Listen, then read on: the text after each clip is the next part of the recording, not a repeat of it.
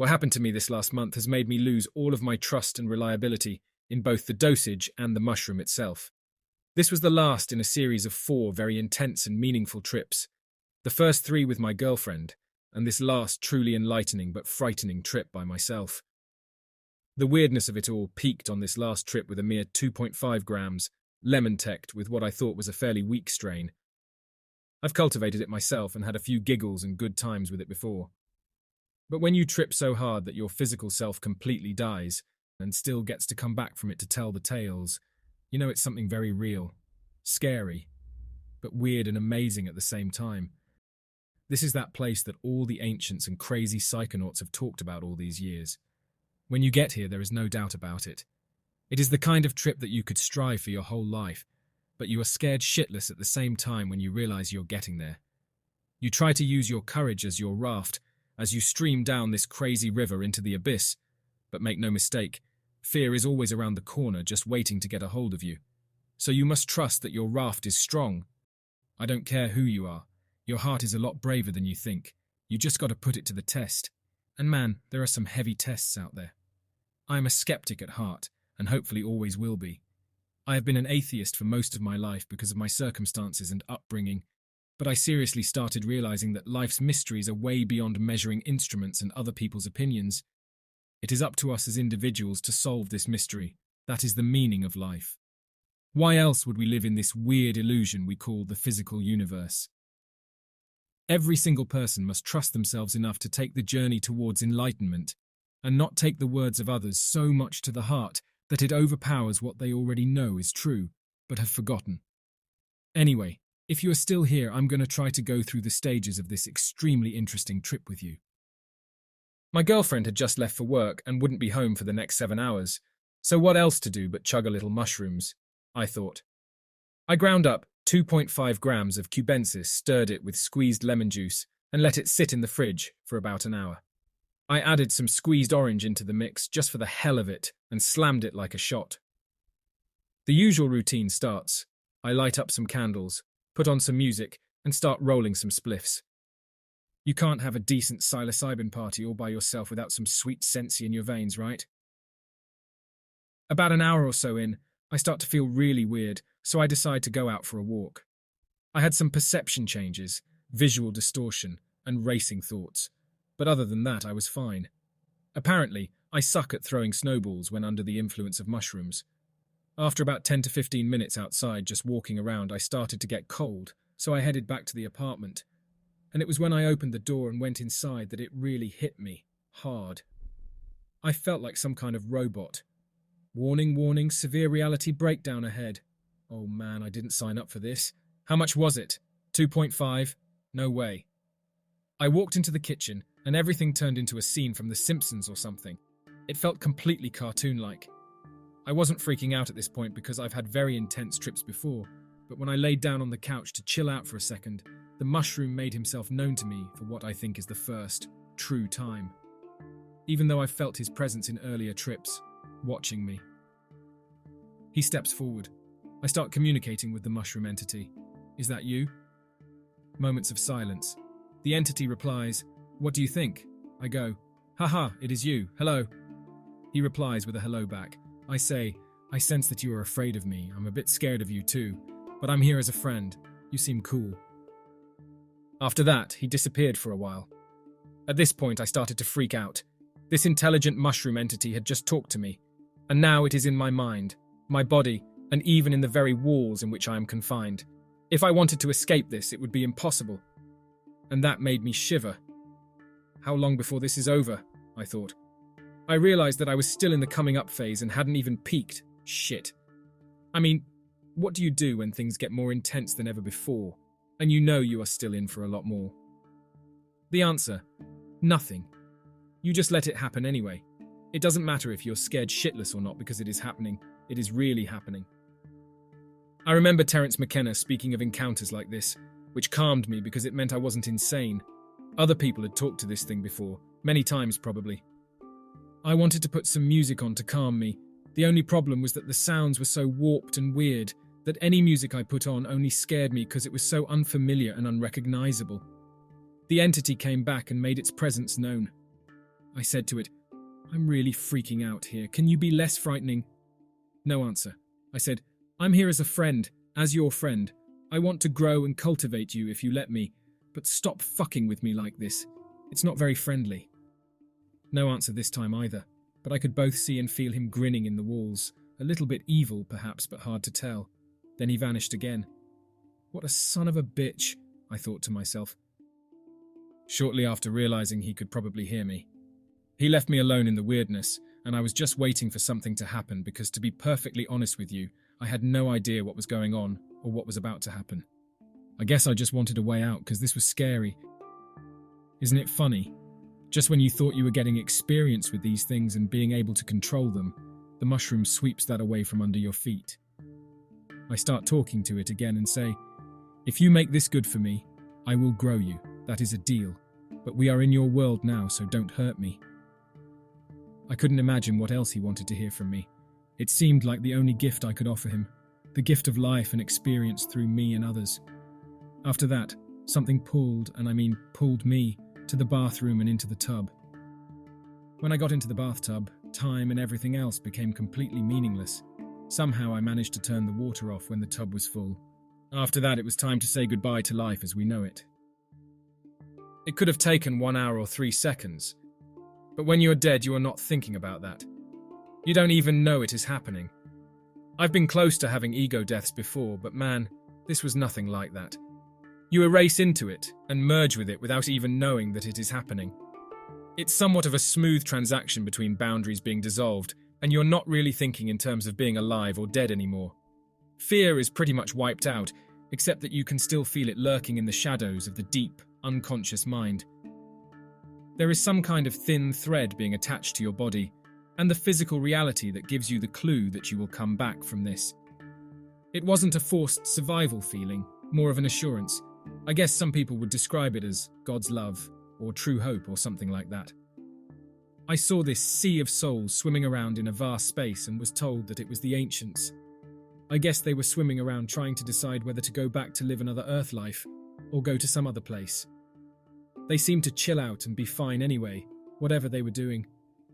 A moment after that, I was thrown into a world that seemed utterly impossible, just crazy. I mean, how the hell can dimensions bend each other like that and just play around with light like toys? What is this? The mushroom told me that this was an introduction to the DMT world and that things can get way crazier than my current imagination is capable of conceiving. So don't even mind trying to figure this out right now, because it won't work. Okay, I said. A short moment later, he was there, right in front of me, the DMT entity. The interaction was short and brief, but it was definitely a formal introduction by the mushroom entity. He had taken me to him and introduced us face to face. There was no doubt left in my skeptical mind. They knew each other and people before I had been led here by the mushroom. Now the questions I had were few, because I have always wanted life to be a mystery to solve, piece by piece. I'm still young and don't want it all at once. I can't appreciate it fully yet, but he told me what I already knew. Religions are bullshit, science is fun, but limits our perception of reality, and the only way to true godliness is walking our own path. Enlightened people and teachers are only there as signposts to help you along the way, but no one or nothing in the world can prepare you for something like this. Only the trust in your own courage and love will take you to the kind of places where you can meet the one in these direct ways. I must say, it feels really wrong to claim all of this. I'm really putting in an effort to make this as truthful and clear as possible, for myself and for you, the listener. The respect I have for this powerful tool has skyrocketed in my last few trips, and everything I tell you here is from my own perspective. I do not claim to be enlightened, or a teacher, or anything of that sort. I hope stories like mine will encourage people to find out the truth by themselves, being their own Jesus or Buddha. Anyway, when I woke up from this and started to come to my senses again, I felt powerful. I mean godlike. During my time in the tub, I must have squeezed out shampoo or balsam in the bathwater in an effort to make a bubble bath, because the spread out shampoo blobs had formed these clusters of galaxies on the surface of the water, as if I had just created a big bang and was looking down on my little creation on the surface of a layer, invisible to the inhabitants in the shampoo blob world, living in their illusion of separateness. I went out of the bathtub, walking naked around the apartment, just looking around. Man, it was crazy. I managed to take a look at the clock. It had been about 3 hours since I ingested the shrooms, and I felt like I've been gone for days. This gave me a very uneasy feeling because I've been through so much already. I needed to come down and reassess everything that had happened and not continue to trip for hours ahead. I realized that this is exactly the kind of godlike initiation that Sons of God goes through. It has something to do with being in water, and that these baptized concepts are so misunderstood by religions, it's not even funny. The original baptizing ceremonies were probably scary as shit, and there is a lot more to it than a little water on the forehead, a kiss and some blessing words. My rabbit had hidden under the couch for some reason. The mushroom entity was fooling around in the walls, just being silly, invisible to the eyes but present in every other sense. Robert Plant and the rest of the guys on my girlfriend's big Led Zeppelin poster had completely jumped out from the picture. Moving around in 3D, swinging, dancing, just rocking it. I mean, these guys were putting on a show. I could even hear the music. The whole apartment rocked like a ship on sea, and I felt like I was inside of an aquarium, but a weird mushroom aquarium. As I was strolling around the apartment trying to find some kind of thing to get a grasp on, I was making these weird noises, feeling my whole body and my whole world vibrate with it. It was a sense of you creating the world around you with mind and sound. When I looked at the piano in the living room, I could almost press the bars with my mind and hear the music play in my head as I was mind playing it, and I'm not usually the greatest artist on the piano. The candles I had lit earlier were intense and bright. Something had definitely breathed life into the whole apartment because at this point, absolutely anything was possible.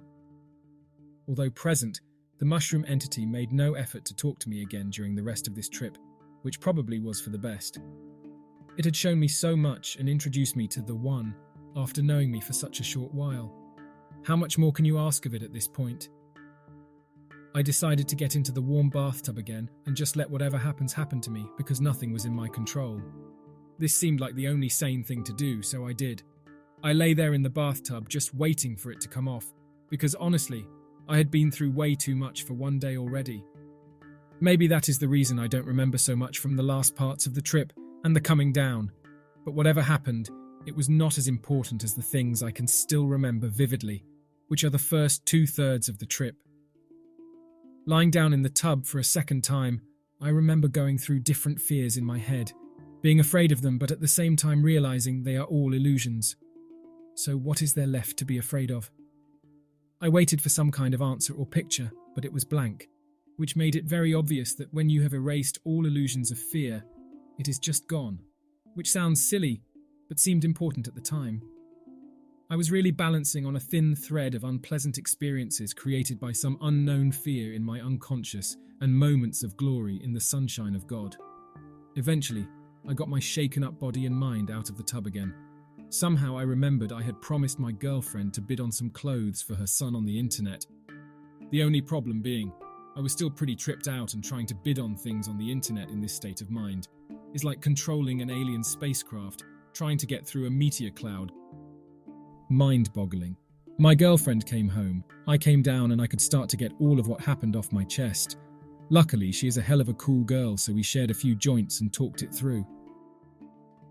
When I described the complete unreliability of the dosages these last trips, despite an earlier more or less reliable mushroom use with equal doses, she formed the theory that I now had formed a relationship with the mushroom, some kind of bond.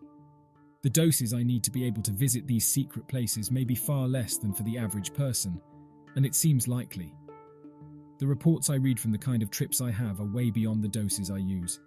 I've had everything from 2, 5 to 6 grams, and honestly, I can't tell the damn difference anymore. Is it possible to become super sensitive to psilocybin? Or could it be that the spirit of the mushroom has it easier to get a grasp of my mind and alter my reality now that it knows me and my intentions more thoroughly? I don't know. Only time will tell. I hope you enjoyed my adventures with my strange friend. I fear there will be much more to come.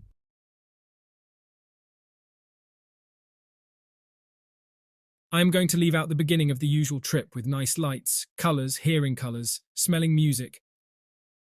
I know that's synesthesia and isn't unusual in mind-altering conditions, such as ingesting magic mushrooms, so let's begin. At some point I was lying in bed and felt like I was asleep.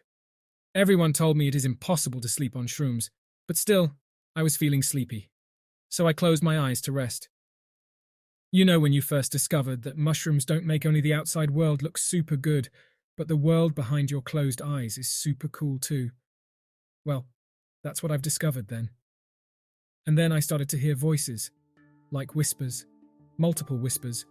I have talked to myself before, when making decisions, thinking, weighing the pros and cons. Everyone does. So I very well know what my inner voice sounds like. This wasn't it, but I decided to let go and just observe what was going on. I was thinking, oh, so this is what voices in your head sound like. I've seen A Beautiful Mind, or know about Joanna Dark, and we all knew that some people hear voices and that there's some insanity involved, but I could never before imagine how that really is. I mean, how do you end up thinking that the voice in your head is not yours? For someone who didn't experience that, I still don't know how to explain it, or how you would find out if the voice in your head is not your own. But those who had that happening to them know what I'm talking about. I couldn't understand what they were saying. It was just like I could hear people talking next to me. It wasn't even a feeling that they were talking to me. I was just having fun discovering how hearing voices feels like, and at the same time knowing that I ate the magic mushrooms. So why not just enjoy the experience? It's important to mention that in all this time my eyes were closed, and I was having visuals like going through a multicolored tunnel with patterns and symbols and all that stuff that is hard to describe, but any psychonaut knows. At some point, I noticed it had been a while since I last became aware that I have a physical body. When I noticed that, I kind of searched for it, trying to feel it, not by touching or pinching, just trying to be conscious of it. Then the voices started to get louder and make some sense somehow. It was still some unknown language. It was the feeling of death, and some of you know it. If you don't try to hang on to your known reality in your body, the feeling is that you die. I remember thinking if death feels like this, then I understand why those who pass don't try to hang on or stay here when people around them scream, "Don't go, stay with me, don't close your eyes." Dying doesn't feel bad if it is how I felt it then, but I love life, so I kind of got scared that this might be it, and I wasn't ready. So I started to try and feel my body, to convince myself I was still here. I somehow pulled myself out of there. At the end of this episode, the feeling was that all the others who were with me that day and ate mushrooms with me already knew what happened to me. It happened to them too, and it was useless to even say it to anyone because we all know it already. I am well aware that it might sound a little paranoid, but my feeling was they all knew about that world, about how to get there, about those people whispering, and now was my turn to learn about it. Just no one told me about it before because everyone has to find their own way to get there, like some kind of baptizing in a new world or something. So I went around, enjoying the open-eye visuals and sensations, talking to the others and tasting things. At some point, I found myself alone with my brother in a hallway, and I asked him what was with those entities or people. Are they real? Do they really talk to us? Are they really here? He was on his own trip, so it was hard for him to relate to what I was talking about. He just asked what entities, and I said these people I've been talking to just now. He said, yes, we are all here. We ate mushrooms and wander around, but we are all in our own trip, so if people don't pay attention, it's okay. Let them be, and find your own entertainment. I've realised he was talking about our friends who were indeed there and high. So I went to talk to the sitter, we call it shaman, as a joke, and asked him. But in the end, I only told him that earlier I was afraid I was dying, and he should check on me from time to see if I was still breathing. He told me there have been no reported cases of people dying on mushrooms, that the effect lasts a few hours, and then you are back. And that even if your mind wanders around, your body knows to stay here, and all you have to do is be aware that you are on drugs and your mind is altered. Let go and enjoy. I once again asked him to check on me from time to see if I was alive. He said yes. I went back to my bed, the same spot, the same position as the first time. I felt sleepy again, went very fast through that tunnel I'd seen before, lost my body and woke up in a different world. I call it a different world because I have no better words for it. It's like another dimension, a non-world, a no space-time defined existence. It felt like I woke up on a bed and there were entities all around me, waiting for me to wake up. It felt like this physical world was a dream and I woke up in the real world. I knew it well and I was just confused at first. It also felt like there were others like me there waking up. I just couldn't see or hear them. It was a very strong feeling. The entities were behaving almost like nurses, showing a lot of interest in these confused people waking up. I had no body. They also had no body. I couldn't see anything resembling our reality here. I just knew I was home and I was being welcomed. Then there were some flashes of images, sounds and stuff. This is very hard to explain, so I won't even try. At some point, I said, "Oh yes, Rio." From that point, I started to understand everything the entities were talking about. It was like they had searched for a language to speak with me or teach me how to communicate with them. And that Rio thing was to check if we understood each other. At this point, the voices were no voices anymore. It was pure information. I could think what they were thinking, and vice versa. Language was like an old-fashioned concept. I will still use say and hear for the story, because I don't know any other words to describe that kind of communication. So I could hear them saying, "I think she's awake, and she can understand us already. Are you with us?" I responded with yes. It felt like they were very happy about this and were waiting for this moment. It was like someone was waiting for me in an airport holding a tag with my name on it, and I finally arrived. So now they had to take me to my destination after giving me the language of this place or something. So they took me to another level, and there were others I had to talk to. From here on, it started to be like a lesson. The nice entities from the beginning vanished, and I was facing some other very serious entities who had things to tell me. I later described the feeling as talking to God, but that is too deep. Let's just say I was in front of some of us who knew more than me and were willing to share some of their knowledge.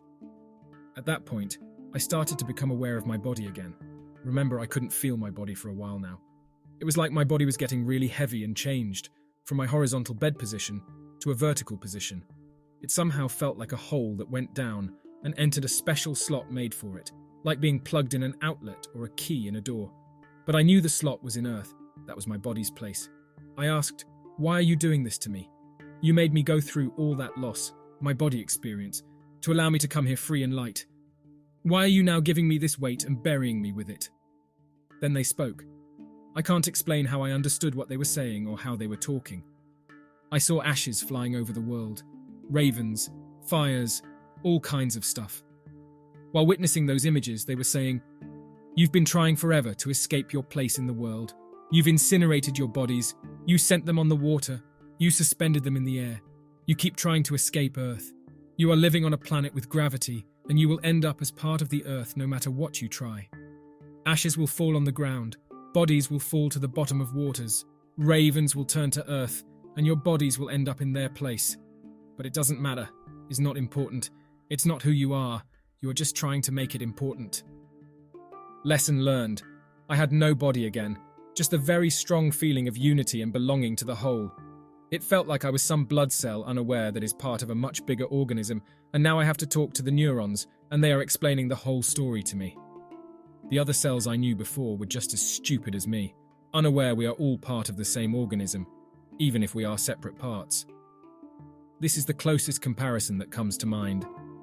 For my next lesson, I was put at the edge of the universe, connected with it, part of it, but could still feel myself in it. There was still some sensation of self. Outside was the nothingness. Being the nothingness is impossible to describe. I can only say it was endless, and I could see and feel at unimaginable distance. Then they said that this is how it is to be aware of your place in the universe.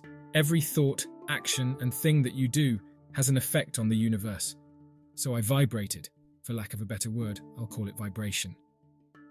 Far, far away, the wave I've created made a piece of the universe break and fall out. It wasn't close to me. It was like at the other end of the universe. But me being aware of the universe, I could feel it and see it, even if it was minuscule. We all know that everything we do has an effect. But in general, we see it differently than how I felt it then. We just know we are not really aware of it, or of its magnitude. So I've learned that any harm brought by me to anything around me is going to harm me too, because everything around me is in fact the other part of the universe to which I belong. One can think that, but still does not fully understand the meaning of it. It is something you have to feel, not think. Since I've come back to this reality, this idea is again just a concept I believe to be true, but it isn't something that I feel anymore. I don't feel how I affect the universe more than what I can see or perceive with my human senses. Hard to explain. The third lesson. How come they are so close to us? part of us always in contact and we have no idea? Why am I allowed to peek in there? These and other similar questions were in my head at that time, and they knew. So they said people do get in this kind of contact all the time with them. They are sending messages to us all the time in our reality, and we are not completely deaf to them, but we create stories to spread the messages. Greats like Jesus, Buddha, and Muhammad succeeded in bringing the message in an understandable form and spreading it. Each time the story had to fit the world in which it was sent. The world has changed, and it's time for a new story. The world is less receptive to metaphors and threats, and it needs a new, believable story to spread the message. The humanity in our reality understands more now, and it should be treated accordingly. Great, I was thinking. Do you have something in mind? They didn't seem to be bothered by my half-sarcastic thinking, so they answered. There are others that know. You all have to connect with each other and make the message heard. The new story spreading it is up to you. You are part of your world, and you know what you have to do, even if you are not aware of it. All this would seem of great importance, and one would believe I'd show great interest in it. But I am only human. I have my own problems, and at that time they somehow took over. I have a young baby, and he was in my mind this whole time. At some point, I dared to speak for myself and ask. I thought that if I've been given this chance to be face to face with these evolved parts of us, then maybe I could ask something for myself. That's the human way of thinking. So I said I am well aware that what I've learned today seems like a lot to me, but probably is tiny compared to the big knowledge. But I still don't understand how everything works, what the greater plan is, why things happen as they happen, why we still believe there are coincidences because we can't see the greater picture, and so on. Please see what I'm going to say as what it really is, a request made by a mortal with limited understanding. I said, please, I have this baby. I love him. Allow me as much time as possible with him. Allow me to watch him grow. Allow me to guide him in our world. I don't know what the plan with us is, but if it's different than what I'm asking, please make an exception. My only reason for this exception is that I'm there talking to them. Even by human logic, that's dumb. But we humans are dumb and think illogical things like this. I'm sure they knew the whole time what was in my mind. But when I finally said it, they acted like they were a little bothered, but very understanding at the same time. Something like an adult who received a weird question from a child. He knows it's stupid, but he also knows the child doesn't know better. They just told me I am probably not ready to understand, but here's a hint. They replied, "It doesn't work like that. Your child is a concept. He doesn't really exist as your child. He's not yours. This is just your small way of perceiving things. He is part of the whole universe. He's part of you, so he is somehow you. You have been just his portal to your world. And death doesn't exist. Just the universe exists, in continuous transformation. No one and nothing disappears. Everything is just transformed. See it like this. At his birth, it was a gap in the hole in your vicinity. It was filled with your baby. At another time, there is another gap somewhere else which needs to be filled. Something is taken from where is too much and transported to fill that gap. It is still going to be part of the universe. It will still be with you, just not so close to you in your idea of space and time. The way I'm writing it now, I hope it makes sense for a reader.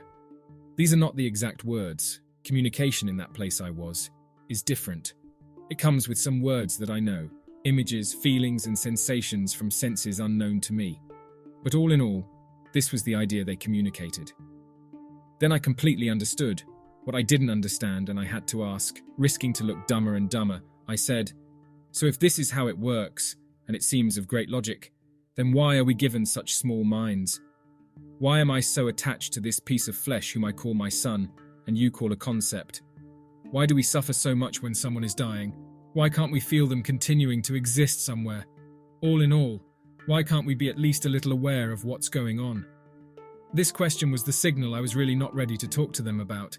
I'm too connected to my human way of thinking, to my human logic and world, and I kind of was a waste of their time.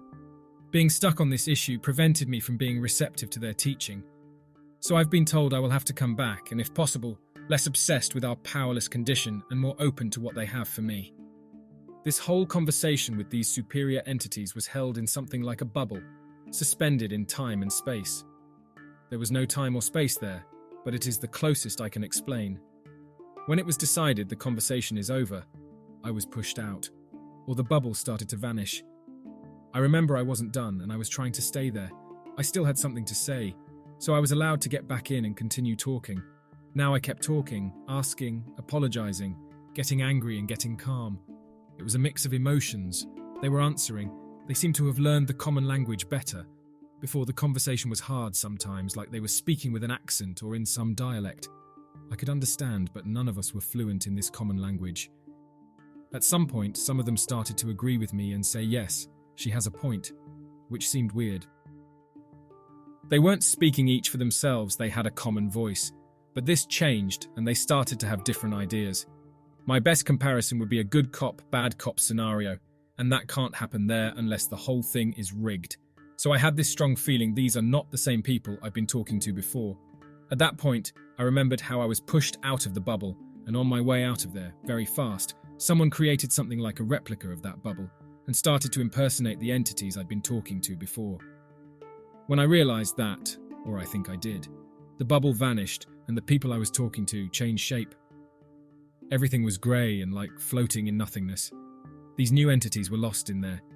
They were like some kind of renegades of that world, and their thing was to hijack untrained people like me.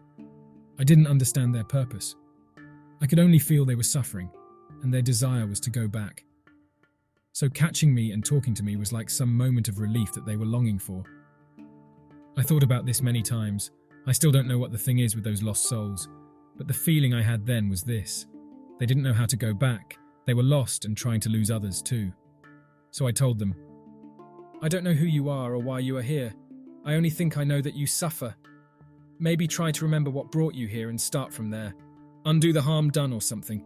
You seem to try the wrong way. You seem to be persistent in being wrong or doing bad, and I believe this is not the way. But of course, what did I know? Even then, it was somehow funny to me that I was giving them advice. Me, who knew nothing. I was just in that state of being good to everyone, trying to help, trying to understand and diminish the suffering of others. I knew I shouldn't be there. It might even be dangerous, but I wasn't afraid. Then something happened, and I was back in that other place where I was before. The welcoming room with the nice entities I've met prior. Those are my favourites. They seem very friendly and patient with silly beings like us. I felt no shyness around them. I knew I was rejected earlier and was worried somehow, so I asked if they were mad at me. It felt like asking an assistant if they think the professor liked my thesis or something. They said, "Don't worry, it's your first conscious visit here, it's normal. It isn't easy to be ready for this. Very few are. You did well. Hope to see you again." All this while going back through the tunnel on the way out, I assume. And me, I've been told to connect with the others. Who are the others? There are others?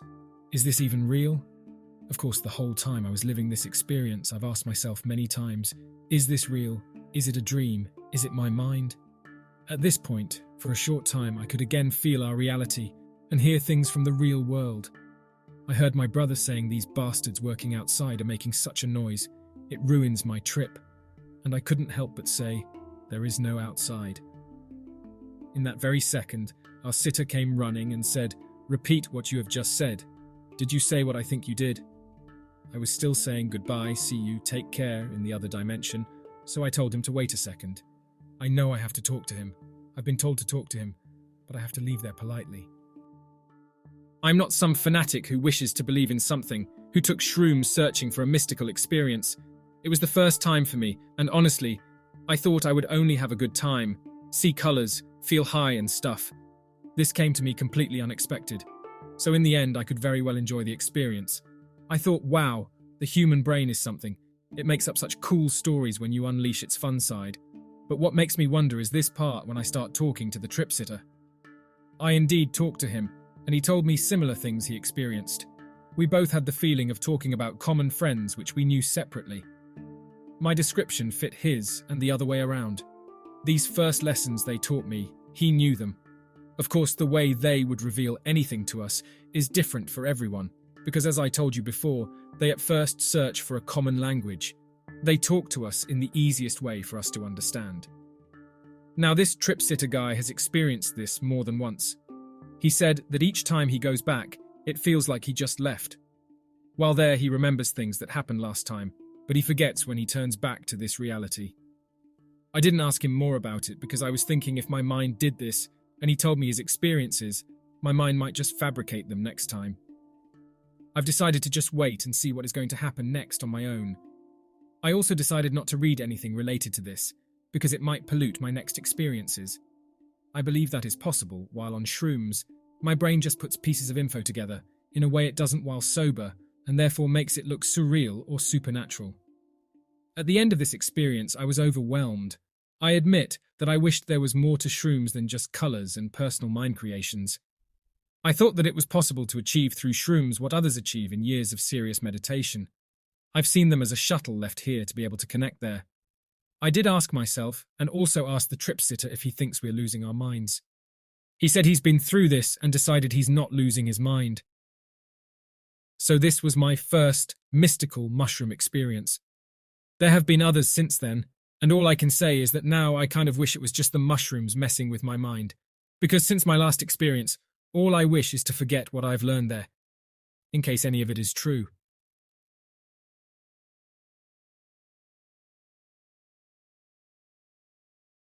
The date is May 18th, 2010. I had just turned 16, and for my birthday, I wanted to get myself some recreational substance to have some fun with. So naturally, I texted one of my friends and asked what he had in stock. He said he had some marijuana and some Xanax. I wasn't interested. But then, he said something that would change my life forever. He said that he had shrooms available. I had delightfully replied, saying that I would most certainly love to try them. The next morning, I picked up 2/8 for $70. I had not tried anything like shrooms in my life yet, so as you can imagine, I was very excited. I consider myself to be fairly experienced with substances. I have experimented with deliriants such as diphenhydramine and scopolamine from the local devil's bloom that grows around here. I've also tried dextromethorphan on several occasions, as well as Xanax and several opiates such as codeine, oxycodone, and hydromorphone. I'm also a near-daily smoker of cannabis. So I'm at school with the 2/8 sitting in my backpack. I could barely hold in my excitement. It finally came time for me to go home, and promptly when I got home, I decided to do some pre-tripping research. Satisfied with what I'd found, I decided to take them, all at once, all 7 grams, as it was my very first time ever trying mushrooms, or any tryptamine-class drug for that matter. This was a rather big dose. I did not know this until my life-changing experience was over. I had ingested all 7 grams while I was in the bathroom, enjoying my after-school bathroom break. After this, I decided to go back to my room and play some games as the come-up was slowly building. The come-up had actually taken only around 30 minutes for me to feel some effects. I had known this when I was playing. I was about to shoot at an enemy soldier on the opposite side. I had apparently glimpsed into his mind and saw the terror in his eyes as he saw the flash from my gun. He had felt a brief moment of agonizing pain before going limp, never to be living again. After this, I was in a state of remorse, pity almost, for the soldier I had just killed. I realized the severity of the effects to come. I immediately got off of my console to sit down and observe the effects. 15 minutes after the encounter with the soldier I had killed, I was laying on my bed, looking up at the ceiling, observing the visual distortions slowly getting more and more intense. At this point, I was extremely intrigued and excited for the trip to come. I went to the bathroom and looked in the mirror and saw that my eyes were fully dilated. Panicking, I decided to hop into the shower to gain my wits back. Unfortunately, I would not be functional for at least 6 hours after this point. Once I was inside of the shower and got the water temperature just right, I was extremely relaxed and pleasured. The body, high from the psilocybin, was orgasmic. It was pure bliss. Divine, almost. I sat in the shower, enjoying myself for the next 45 minutes. The effects slowly got more and more intense, until reaching the climax where every single one of the effects hit me at light speed. It was unlike anything I had ever felt. Before I knew it, I was immersed in some of the most intense, open-eye visuals I had ever seen. Fractals, geometric shapes, Mayan, Aztec, and Incan symbols everywhere. It was phenomenal. At this point, I had reached a state of absolute satori, or enlightenment. I looked upon my bare, naked, alien body and wondered in awe. I looked upon my hand. It looked so alien, so foreign. It could have been from another world. I was the happiest I had ever been in my entire life at this very moment. I then closed my eyes and saw something of an entirely new magnitude. I ascended and descended from millions of different planes of existence and non-existence. I reverted and travelled trillions upon trillions of years into the past and into the future, catching a glimpse of the beautiful beginning and ending of the known universe. This was not the peak, not even close. After my shower, I decided to get out and go back to my room. I quickly got dressed and headed back, where I promptly laid down on my bed. I had an extremely hard time recognizing what anything was because I had simply forgotten what anything was. I was only inside the bathroom for 45 minutes, but it seemed I was inside there for an eternity, for hundreds of trillions of years. I had forgotten what everything was. Unfortunately, among these things I had forgotten was myself and my ego. I laid down on my bed, and completely unaware of it, I descended into a state of pure objectivity. I was shredded of my subjectivity. My ego was gone. Everything that defined me as a subjective, sentient human was gone. I had reached a point of stasis. I had reached a point of total destruction, annihilation, and obliteration of my ego. I am not sure how much time progressed during this point, as time had no meaning. Time is a social and subjective construct of humanity. Such constructs had no meaning, no definition, and no apparency to me during this time. I was neither male nor female. I was neutral. I was an omniscient being, everywhere and nowhere at the same time. I was one with the universe. I possessed all knowledge known in the universe. I traversed every known location in the known universe, and then some. I ventured past the 94 billion light-years encompassing this universe, crossing the boundary separating this universe from the apparent nothingness ahead, into the white void of superheated plasma. And there I had found it. The true definition of everything, the absolutely correct definition of everything and anything. Such knowledge could bring an end to the existence of the universe. It was so divine, so terrible, so horrifying and so real.